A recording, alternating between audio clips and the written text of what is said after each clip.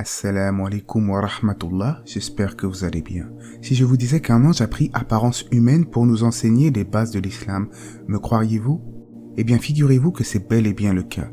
L'ange Gabriel, Jibril, paix sur lui, a un jour pris une apparence humaine pour nous enseigner les fondements de la religion.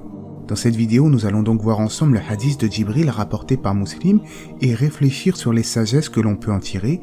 On en parle tout de suite, après la petite intro.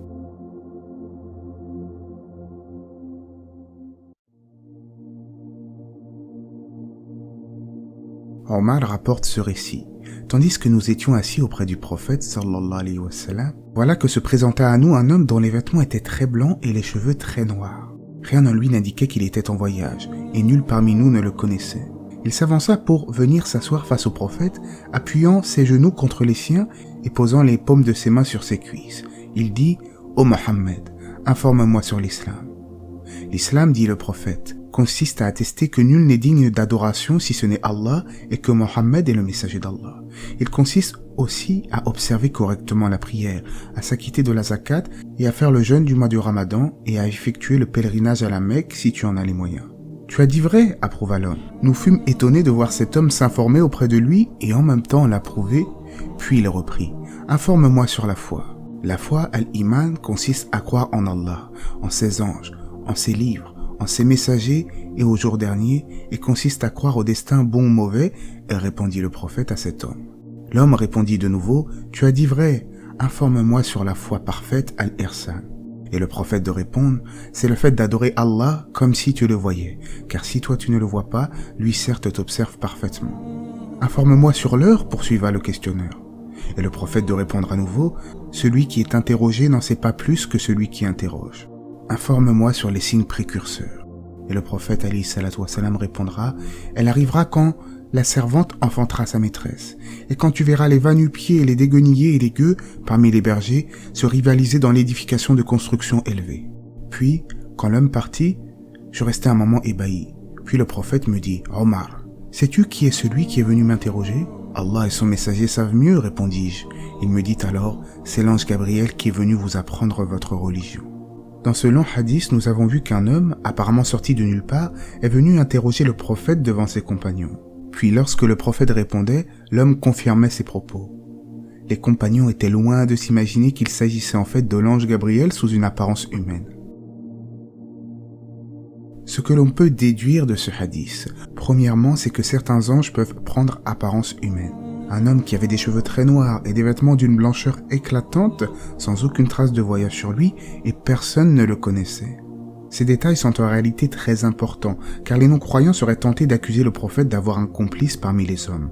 Or, à cette époque, dans cette région précise, tous les habitants se connaissaient les uns les autres, et personne n'a reconnu cet individu.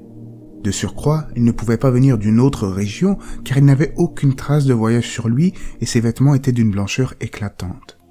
Dans le désert d'Arabie, il est impossible que des traces de voyage passent inaperçues. Il n'y a aucun doute, il s'agit bien de l'ange Gabriel venu enseigner l'islam par une série de questions qu'il posa au prophète Mohammed alayhi salatu wa salam. Également, dans ce long hadith, nous apprenons que la religion de l'islam comporte 3 degrés, 3 niveaux. Premier degré, al-Islam, l'islam. Deuxième, al-Iman, la foi. Et enfin, al-Ihsan, l'excellence. Le premier degré est l'islam. Celui qui est musulman s'acquitte des 5 piliers de l'islam, on peut dire qu'il est muslim, soumis à Allah. C'est le premier niveau. Mais il y a un niveau supérieur qui fait qu'un muslim devient un mu'min, c'est-à-dire un croyant. Et en effet, la foi est plus restreinte que l'islam, comme l'indique le verset. Les bédouins disent, nous avons la foi. Dis, vous n'avez pas encore la foi, mais dites plutôt, nous nous sommes soumis. La foi, comme l'indique le hadith, consiste entre autres à croire en Allah, en ses anges, en ses messagers, en ses livres, au jour dernier ainsi qu'au destin bon ou mauvais. Quant à l'excellence, al-Ihsan, qu'on peut définir comme étant la foi parfaite, la foi pure, c'est le degré le plus élevé. C'est le niveau supérieur encore à celui du croyant. Celui qui l'atteint est qualifié de muhsin, un bienfaisant. Dans la langue arabe, le terme ihsan renvoie à l'excellence, dans le sens où le serviteur d'Allah excelle dans l'adoration de son Seigneur. Il l'adore sincèrement et exclusivement au point qu'il croit en lui comme s'il le voyait Et c'est pour ça d'ailleurs que le prophète alayhi salatu wassalam a expliqué l'excellence en disant qu'il s'agit d'adorer Allah comme si tu le voyais, car même si tu ne le vois pas, lui t'observe parfaitement.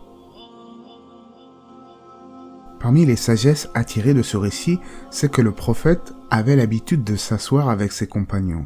On retient ainsi que l'homme doit être sympathique avec les gens, être proche d'eux et éviter de trop s'isoler. Également, on retient que le premier de l'islam, c'est la double attestation « La ilaha illallah Muhammadan Rasulullah ». C'est-à-dire que d'une part, on atteste qu'il n'y a pas de divinité qui mérite l'adoration si ce n'est Allah, ce qui induit notamment le fait de l'adorer exclusivement. Toutes nos adorations doivent être uniquement pour Allah et non pas pour une créature et non pas non plus pour le regard des créatures. Et d'autre part, on atteste que Mohammed est le messager d'Allah et c'est en ce sens que l'on doit être en conformité avec sa sunna prophétique. On doit adorer Allah avec les choses qui sont légiférées selon la sunna du prophète et non avec des hérésies. La fin du hadith parle notamment des signes de la fin des temps et je vous laisse méditer sur la réponse du prophète alayhi salatu wassalam. Lorsque tu verras les va-nu-pieds se concurrencer dans la construction d'édifices de plus en plus élevés, comme dans le sens du hadith. Et ça, on peut le constater de nos jours avec les grandes constructions que l'on peut voir dans les pays du Golfe. Dans tous les cas, seul Allah a la connaissance de l'heure exacte du jour du jugement. Ainsi, le musulman se doit d'essayer d'être un mu'min, ou bien même un muhsin.